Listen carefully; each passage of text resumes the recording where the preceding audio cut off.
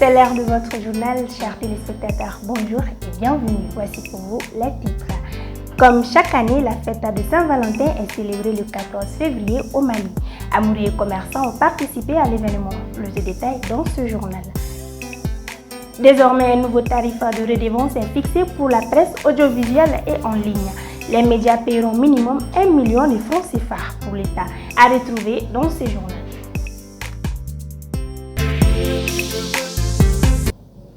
Comme annoncé dans les titres, la Saint-Valentin, la fête des amoureux, est célébrée à travers le monde chaque 14 février. Même si l'origine de cette fête remonte aux civilisations occidentales, elle est célébrée par un nombre important de nos concitoyens qui ne manquent pas au rendez-vous. Remise des cadeaux, soirées romantiques, sorties en amoureux, histoire de faire plaisir à son compagnon ou à sa compagne. Cette année, des milliers de vendeurs se posent des questions si cette fête sera comme telle. Des éléments de réponse avec Nana Kadija Koni. Moi, tiens, la man bo mina mi fa dija chogo be wa. Bega karo kelengelen di go kelengelen ma malen go kelengelen na be furule furubal man fo ma fiata fiam na nya man fo ma. Comme chaque année, à l'approche du 14 février, le même scénario se répète. Fleurs, peluches, bouquets et même des liasses d'argent envahissent les marchés et les halles de Bamako. Considérée comme la fête des amoureux, cette journée est marquée par l'échange des mots doux, de cadeaux et de promesses symbolisant la passion. Mais qui, dans le couple, doit faire le premier geste et comment? C'est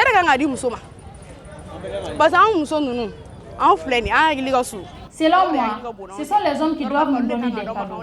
Parce que nous, les femmes, nous sommes très sensibles. Donc, les cadeaux nous font oublier nos soucis. Personnellement, je ne sors pas avec les hommes. Ce n'est pas le mariage, mais une simple relation. Et puis, ils ne nous aiment pas aussi. Déjà que nous sommes en train de pécher, donc on doit le faire jusqu'au dernier degré. Nous ne pouvons pas prendre de l'argent avec nos pères et leur offrir des cadeaux. Ce n'est pas possible. Bon, souvent, on peut le faire personnellement. Tant qu'il ne me donne rien, je ne lui dois rien aussi. Je préfère le donner à mon frère. Je conseille aux filles de ne pas sortir avec les hommes avares.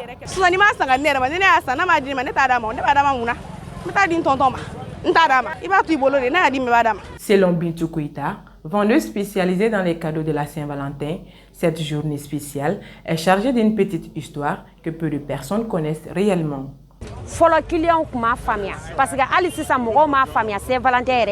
Avant, les gens n'avaient pas compris l'histoire de Saint-Valentin. C'est juste une question d'affection et non d'amour. Parce qu'elle se cache derrière une histoire qui s'est passée entre un riche et un enfant, qui a offert les 5 courants aux plus riches du village, et que ce dernier a apprécié ses gestes et s'est senti aimé parmi tous les invités.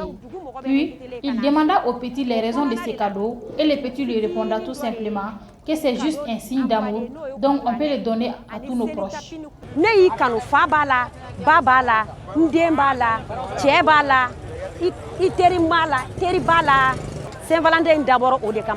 Pourtant, malgré cette célébration dédiée aux amoureux, les vendeurs s'inquiètent de la rareté de la clientèle cette année. L'engouement semble plus timide que les années précédentes. Ah, marché, c'est ça. Vraiment, actuellement, les clients se font rares. On se demande même si les gens sont toujours amoureux. Depuis que j'ai commencé à vendre les cadeaux, c'est pour cette année qui m'a le plus inquiété. Par jour, nous ne recevons que 3 ou 4 personnes. Et puis, la plupart de ces clients n'achètent pas. Pourtant, on a fait des réductions cette année par rapport aux autres années. Nos petites peluches sont à 2000 francs, à 2500. Tout est moins cher.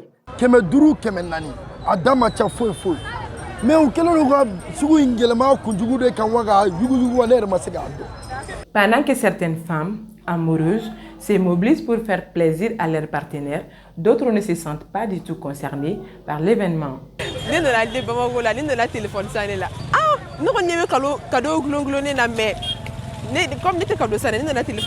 Je suis venue au hall de Bamako pour acheter le téléphone et je vois des cadeaux accrochés. Mais je ne pense pas si je vais en acheter parce que je n'ai personne pour les remettre. Même si je revois ceux de certains amis ainsi que pour ma bestie. Tout simplement, je ne peux pas dépenser dans une relation qui n'est pas sérieuse. Actuellement, c'est l'étude qui fait notre affaire et on se fait plaisir entre nous.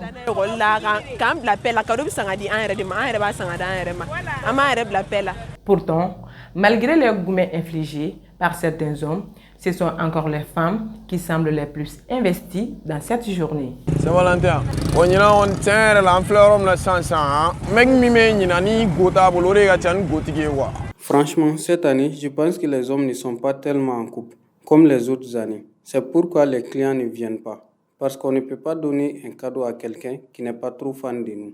Maintenant, la plupart des hommes ont goûté. Sinon, les clients viennent, mais ce sont les femmes les plus intéressées. Bon, Saint-Valentin est famba ya mzuri. Bon, msoba sancheba mais ninata fanga boni msoba côté rio. Turu ente msman lo jolena. Etula. Quant aux emballeurs de cadeaux, leur chiffre d'affaires dépend directement de l'affluence des clients chez les vendeurs. Bon emballage pirigo ngoni bala pirigo ni anu client bena piribna. Ore de sansa pirike le fois là. Bon, pour les emballages, on n'a pas de prix fixe. Parce que des fois, certains mettent tout leur argent dans les cadeaux et nous serons obligés d'emballer gratuitement pour eux. C'est à partir de 500 francs CFA jusqu'à 50 000 francs CFA ou plus même. Des fois, nous préparons les cadeaux pour les clients et souvent sur commande. Actuellement, ce sont les hommes qui viennent fréquemment et ça nous arrange beaucoup plus que pour les femmes qui ne font que discuter les prix. Bon, donc celui qui est amoué donc on a cadeau ça en bolo donc cadeau jarabiluma faut gagner data avec la jarabi ah on a jarabileno kanté. Malgré le manque d'argent et les peines de cœur qui touchent certains couples, la Saint-Valentin conserve son essence, autrefois vue comme une célébration réservée aux célibataires en quête d'amour. Elle est aujourd'hui largement adoptée par les couples. Remise des cadeaux, dîner romantique, sortie en amoureux, autant de gestes qui restent des preuves d'amour pour marquer cette journée dédiée aux amoureux.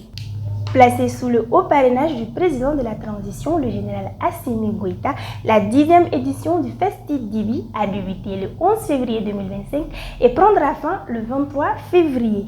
Des rôtisseurs de plusieurs spécialités participent à ce rendez-vous culinaire. Plusieurs sortes de viandes telles que le poulet, la pintade, le lapin, le mouton, les chameaux n'attendent que le visiteur cette semaine. Des éléments de réponse avec Maïmouna Ndao.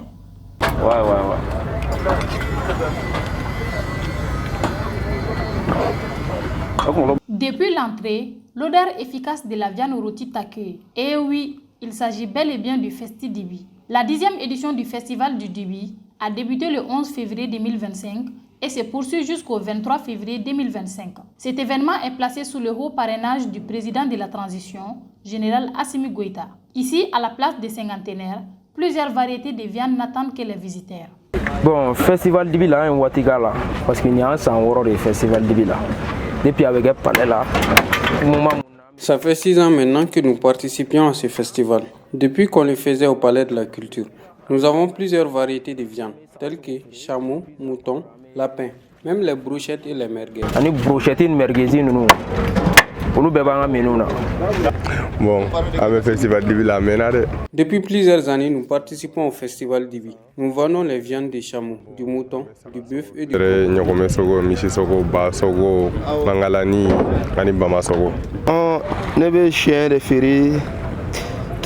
Je vends le poulet local ainsi que le poulet de chair. Je vends aussi la viande du canard et les pigeons.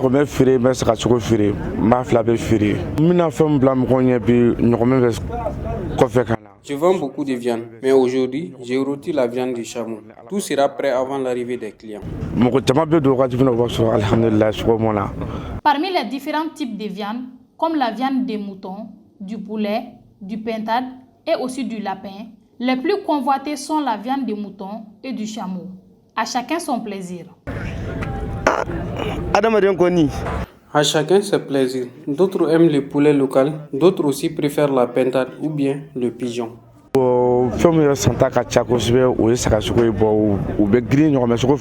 C'est la viande des moutons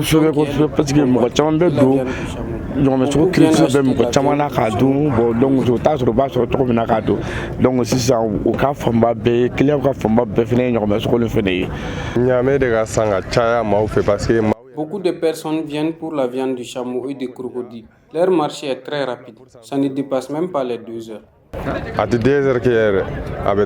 Dans ces festivals, les prix de certaines viandes commencent à partir de 2000 francs CFA. Quant à la viande du chameau, le prix minimum est de 5 000 francs CFA.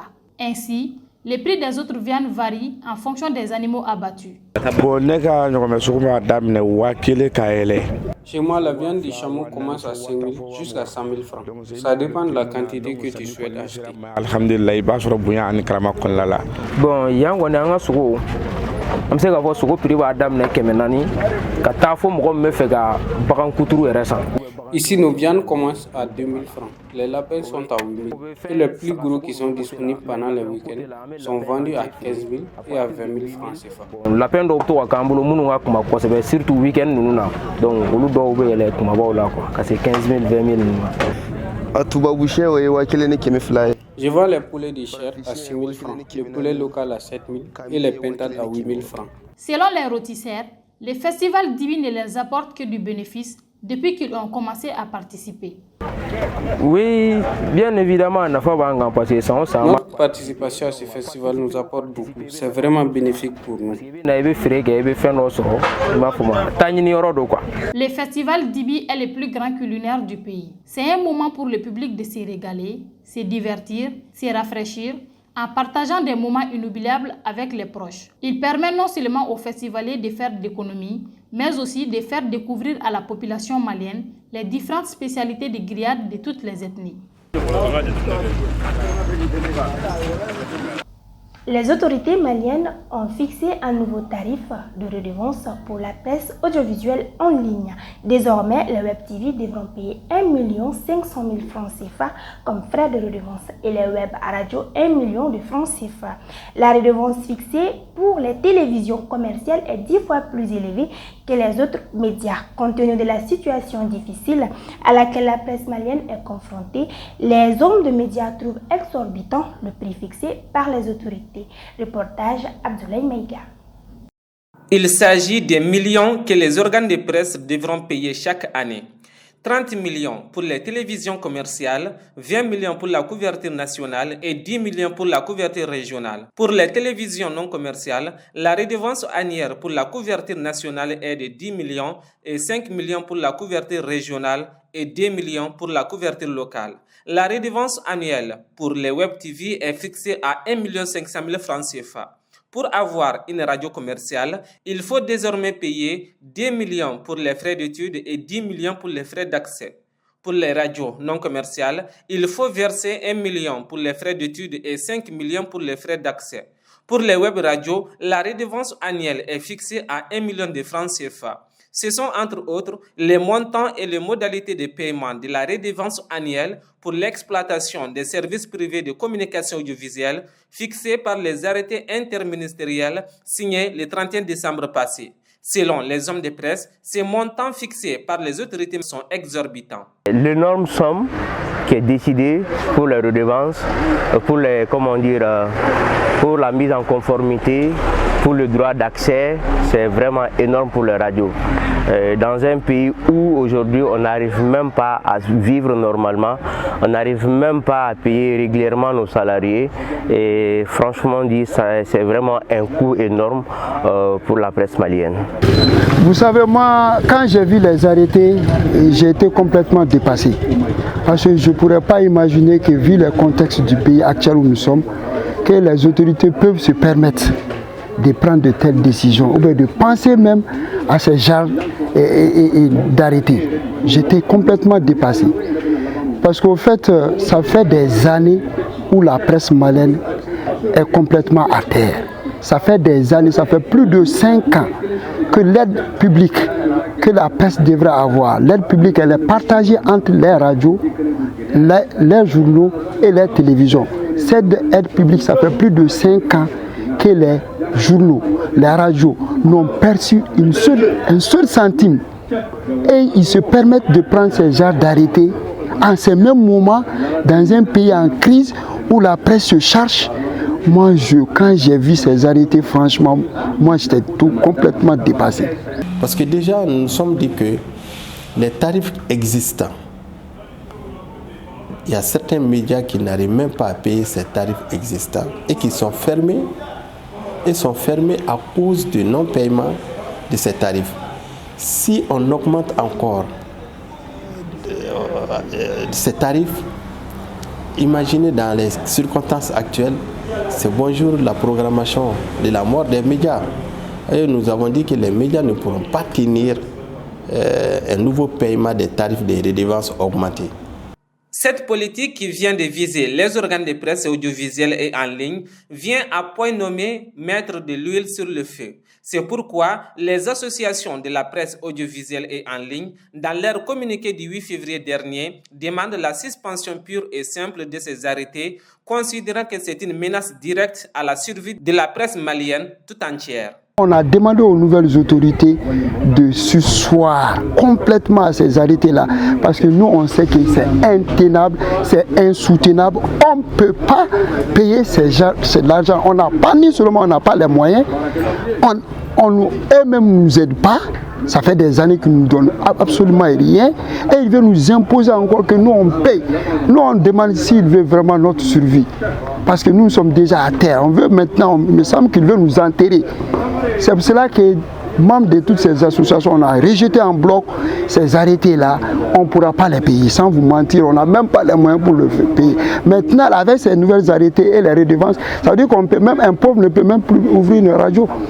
Les radios sont devenues et les journaux des trucs des riches. En cette période, si le Mali aujourd'hui est confronté à une crise multidimensionnelle, surtout qui est accentuée par la crise énergétique et qui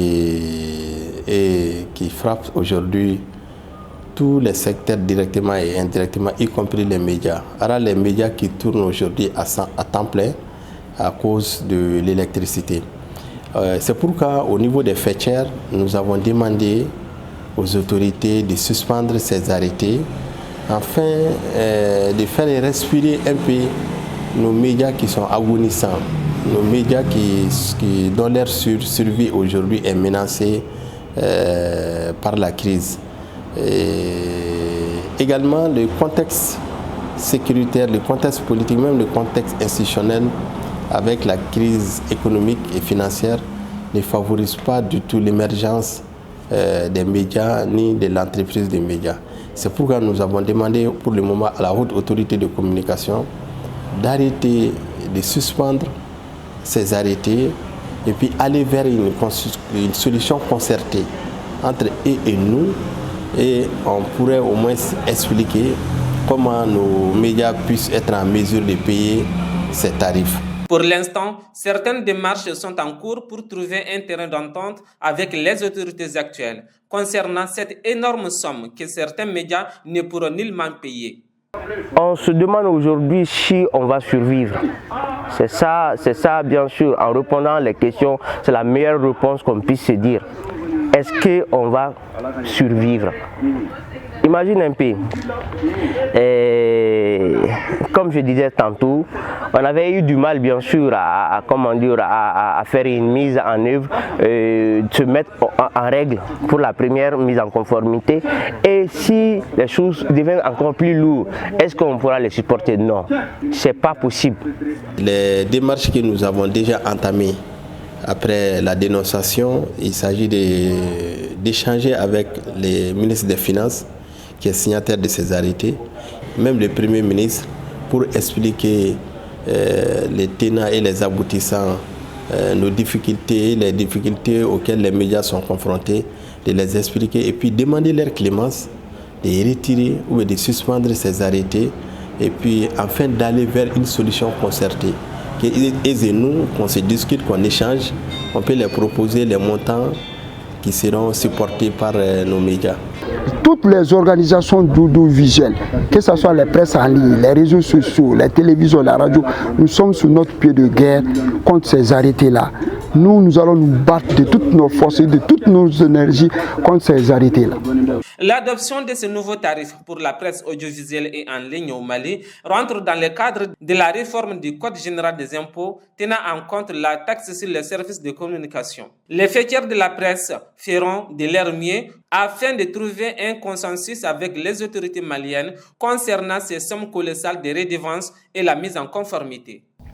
La cérémonie d'ouverture de la 20e édition de Malifesti Reggae s'est tenue dans la grande salle de conférence du Palais de la Culture Amadou Hampâté Bâ ce jeudi 13 janvier 2025. Cette année, le thème retenu est One Love. Ce festival devenu une référence sur le continent africain célèbre 2 décennies d'engagement, de culture, de partage sous le signe du reggae et des valeurs qu'il incarne. Paix, unité, résistance. Que peut-on retenir? Zainabou Gueye, compte rendu.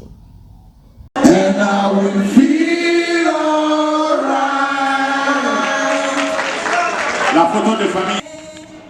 Cette année, la 20e édition de Malifesti Reggae s'est déroulée du 13 au 15 février 2025 sur les berges du Palais de la Culture à Bamako. Pour cette 20e édition, les organisateurs ont préparé un programme riche et diversifié visant à toucher toutes les générations et sensibiliser à des causes essentielles telles que la solidarité et la justice sociale. Ainsi, la cérémonie d'ouverture a eu lieu le jeudi 13 février 2025 avec une visite de stand à Rasta Soukou, une remise des attestations aux participants à la formation, une conférence de débat offrant un espace de réflexion et d'échange autour des thèmes de la résistance et de la transmission des valeurs Rasta aux jeunes générations. Cette édition rend hommage à Sista Tayat, la mère de la pionnière du reggae féminine du Mali, Sista Mam, ITV.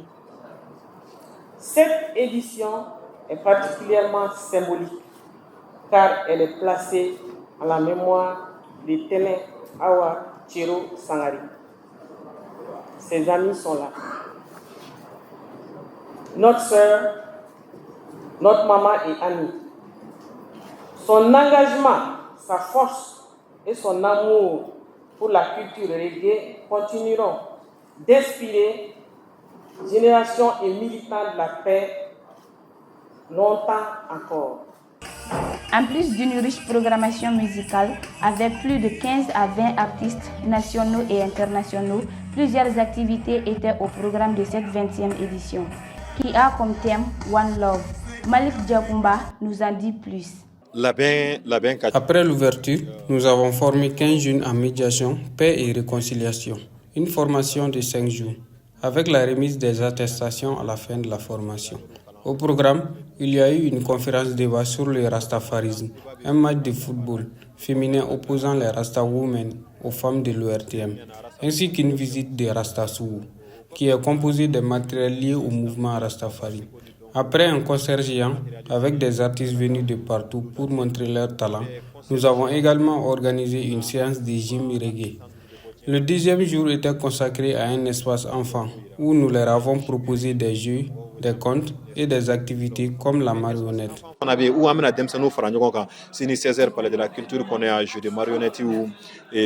doyens du reggae guinéen et un pionnier du mouvement Rasta de Guinée qui se bat contre l'injustice à travers la musique était présent dans la 20e édition de Malifesti Reggae. Tout ce que je peux dire aux Maliens et aux peuples africains, c'est de s'accepter, de se donner les mains pour une bonne intégration africaine. Car quand on est unis, on peut faire plus. Mais quand on est divisé, on ne peut rien faire. Le Malifesti Reggae est plus qu'un festival, car il se donne pour objectif de promouvoir la musique reggae, vulgariser les valeurs du Rastafari et célébrer le vivre ensemble. Il lance un appel à tous les passionnés de culture de soutenir leurs artistes et leurs valeurs.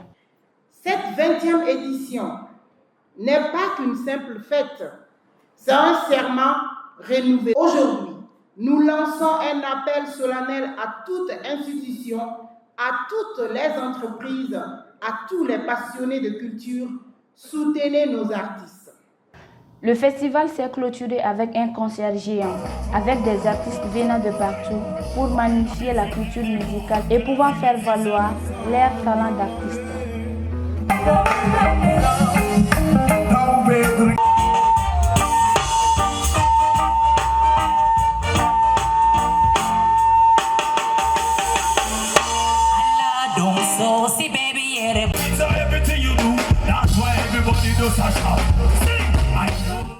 C'est tout ce qu'il fallait retenir de ce journal, mesdames et messieurs. Merci à vous de nous avoir suivis. Très bonne suite du programme sur Actuel Média. Parce que nous croyons au grand potentiel humain, parce que nous incarnons la performance, parce que l'autonomisation et le perfectionnement de l'élite constituent notre objectif. Rejoignez-nous, Université Bazo, la performance par excellence. L'École supérieure de commerce ESC Mali School of Management, l'école qui forme les leaders de demain, elle se distingue comme l'une des meilleures écoles de commerce de la sous-région. ESC Mali est réputée pour l'excellence de ses formations qui préparent efficacement les étudiants à devenir des entrepreneurs et des managers compétents.